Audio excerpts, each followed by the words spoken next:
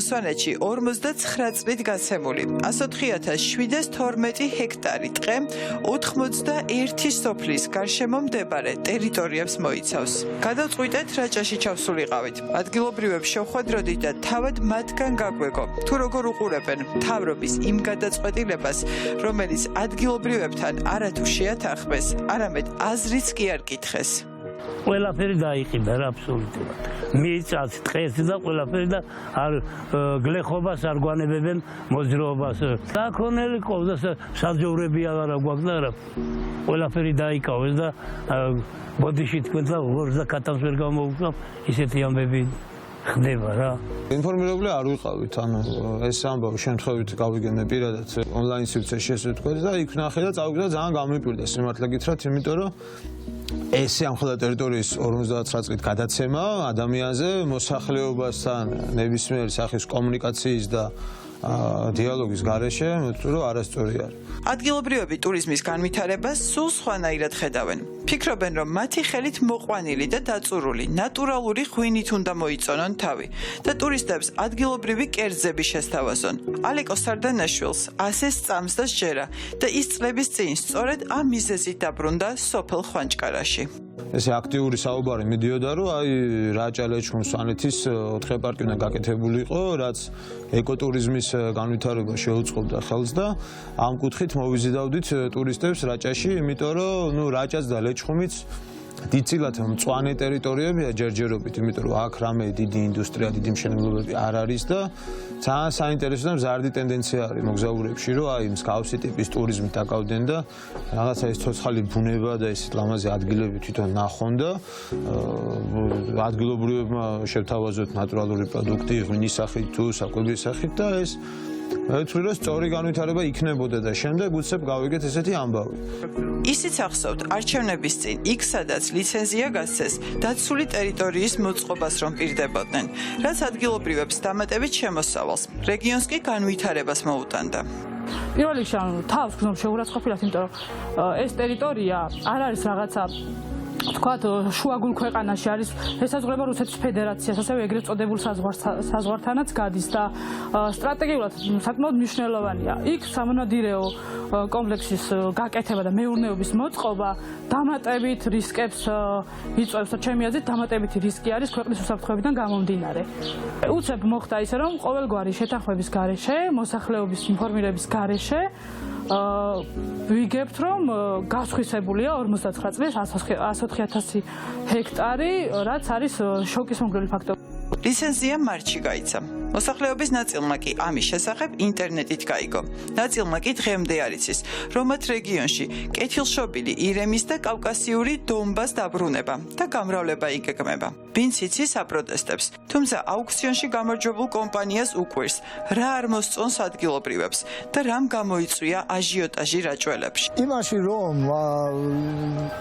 ლიცენზია გაიცა მაგაში საგანგაშოს ვერაფერს ვერ ხედავ პირიქით, ეს არის ერთ-ერთი ბუნებით დაცვითი ქმედება.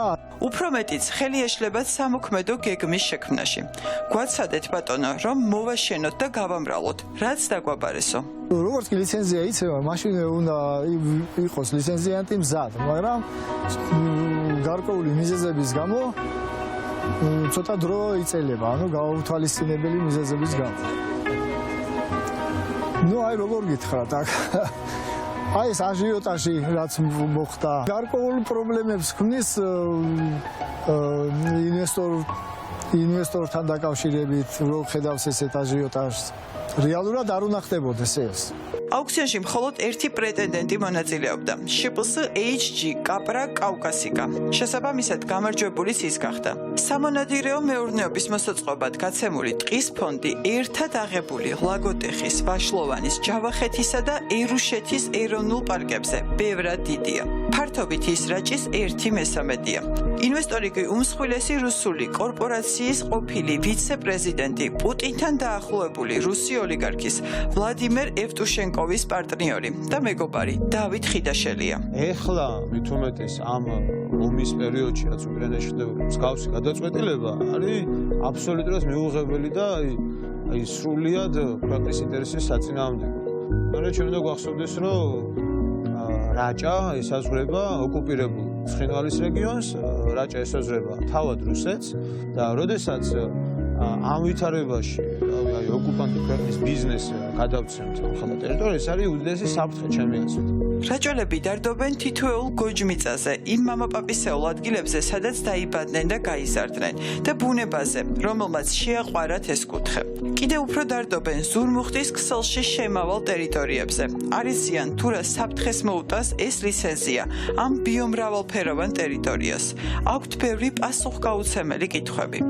მაქსიმალურად უნდა იყოს ჩართული მოსახლეობა, თითოეულ პუნქტს უნდა ვეცნობოდეთ, რას გულისხმობს, რა სარგებელი შეიძლება კუთხისთვის მოიტანოს არსებულმა პროექტმა, რა საფრთხეებს მოიცავს და ასე შემდეგ. როდესაც მსგავსი პროექტების განხორციელება ხდება აი რაღაცნაირად საიდუმლო ვითარებაში, ყოველთვის იბადება ეჭვები, ჩნდება კითხვები და ეს კითხვები აუცილებლად გულისხმობს პასუხების გაცემას. ლევან კერვალიშვილმა 4 წლის წინ გადაწყვიტა მეუღლესთან და 3 თვის იონასთან ერთად თბილისი დაეტოვებინა და ცხოვრება სოფელ სორში გაეგრძელებინა. ხანდახან არის მომენტი, როცა აი აივანზე გამოდივარ და გავხედავ გარემოს და იმდენად დიდი განცდა არის თავისუფლების, რომ თავისთავად იბადება აი ეს შეგრძნება, რომ ბატონ პატრონი ხარ იმ ყველაფრის, რასაც ეს გარემო წარმოადგენს, ბუნებრივი გარემო, სადაც ჩვენ ვართ. სამომავლო გეგმებიც რაჭას დაუკავშირა და იმ საქმიანობას, რომელიც წინაპრების დანატოვარია. სამომავლოდ მინდა რომ რამდენიმე ძველი მივიწყებული ვაზის ჯიში გავაშენო ჩემს მიწებზე, რომლებიც წინაპრებისგან დამჭა, ის ჯიშები, რომლებიც აი ზემო რაჭის ზოლში იყო გავრცელებული და ჯერჯერობით სამწუხაროდ ვერ მოვახერხე, იმიტომ რომ რაღაც ესეთი კაპიტალი არ ჩამოყოლია ქალაქიდან, როცა ჩამოვედი, მაგრამ აი ნელ-ნელა რაღაცნაირად ფეხს ვიკიდებდი. საბედნიეროდ რაჭაში მოგზაურობისას შეხვდით ბევრ ლევანისნაირ ახალგაზრდას, ადამიანებს, რომლებმაც გადაწყვიტეს სოფლის განვითარებაში საკუთარი წვლილი შეეტანათ. ამისთვის შრომობენ ყოველდღიურად. დატოვეს საკუთარი სახლკარი თბილისსა და სხვა ქალაქებში და ბევრად რთული გზა აირჩიეს. ამ გზაზე კი სოფლის სიყვარულმა მიიყვანათ. დღეს კი აცნობიერებენ, რომ მათი რეგიონის მომავალი გაურკვეველია. აქ იმიტომ დავბრუნდი, რომ ძალიან მიყვარს ჩემი რაჭა და მინდა რომ განვითარდეს ეს რეგიონი. გული მტკივა რაც ხდება დღესდღეობით, როგორც გავიგეთ გასხვის და მთელი დღე უნდათ რაღაც სამონადირო კომპლექსის გაკეთება. ჩვენ შეკითხები გვაქვს ხალხს, ადგილობრივ მოსახლეობასაც, რა ბედი ეწევა იმ ხალხს, ვინც ტურიზმშია დასაქმებული, ვინ გვყავს ძირითადად ტურისტი და გვყავს ახლა ჩვენ მთებში, სადაც ვიმყოფებით ამ ტყეში და ხელის შეშლის მოხდება ხელის შეშლა, ხელის შეწყობა. გვაინტერესებს კითხვები გვაქვს, აუცილებლად უნდა გაეცეს ამ კითხვებს პასუხი. მოდით ისევ ბატონ იოსებს და დავით ხიდაშელის კეთილშობილ საქმეს დავუბრუნდეთ. ეს კითხვა ბატონისებ თუ არის წელი მოცემული, როდის იქნება მაგალითად აქ რომ მოვალ და ირმები იქნება? ხო. აი ხლა რას ეხება ამ აღწარმოებას. საშენები რო გაკეთდეს აქ, ჯერ ერთი უნდა დავიწყოთ მართვის გეგმის დამტკიცებიდან 1 წლის შემდეგ. მერე მათი მომრავლება საჭირო და მოგეხსენებათ რომ წელიწადში ერთზემეც ფაქტიურად გამორიცხულია რომ ნამატი იყოს. ახლობით 1-8 წელი დაჭირდება მაგას. ესე იგი შეხებადი რო იყოს. ანუ ეს არის ძალიან შორი მასე გათვლილი. 59 წელიც გავააბესობაში. რა თქმა უნდა, თუ არ დაიწყე, ბოლოში ვერ გახვალ. ეს არის ჩვეულებრივი რამ. ამიტომ უნდა დაიწყო და მერე გიჩვენებს დრო.